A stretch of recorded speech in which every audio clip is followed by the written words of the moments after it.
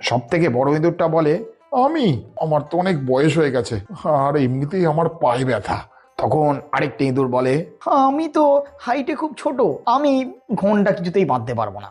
তখন যে ইঁদুরটা আইডিয়া দেয় সে বলে, মানে আসলে আমি তো আইডিয়াটা দিলাম, এখন কাজটা তো তোদেরকেই সবাইকে সারতে হবে, তাই না? কেউ রাজি হয় না। ভয়ের চোটে সবাই চুপসে যায়। এরা যখন এসব নিয়ে আলোচনা করছে তখন হঠাৎ গর্তের বাইরে বিড়ালটা এসে দাঁড়ায়। বিড়ালটা গর্তের বাইরে দাঁড়িয়ে বলে, বেরিয়ে আয় সব, আজ তোদের চাটনি বানাবো। ইঁদুরেরা ভয়ে একে অপরের পিছনে লুকাতে থাকে। তখন ছোট্ট ইঁদুরটা মুচকি হেসে বলে, দেখলে তো, বলা যতটা সহজ পড়া ততটা সহজ নয়। ফাঁকা বুলি না উড়ে কাজে করে দেখানোই আসল। তখন সেই ইঁদুরটার মাথা নিচু হয়ে যায়। বলতো কেমন লাগলো গল্পটা? খুব সুন্দর দাদু, খুব সুন্দর, খুব সুন্দর, খুব সুন্দর।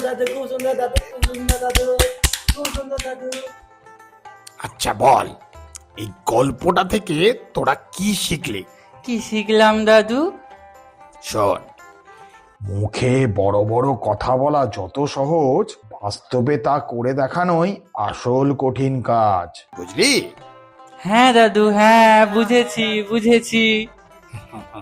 আবার পরের দিন গল্প বলবো, ঠিক আছে? যা এখন সবাই। ঠিক আছে দাদু, টাটা।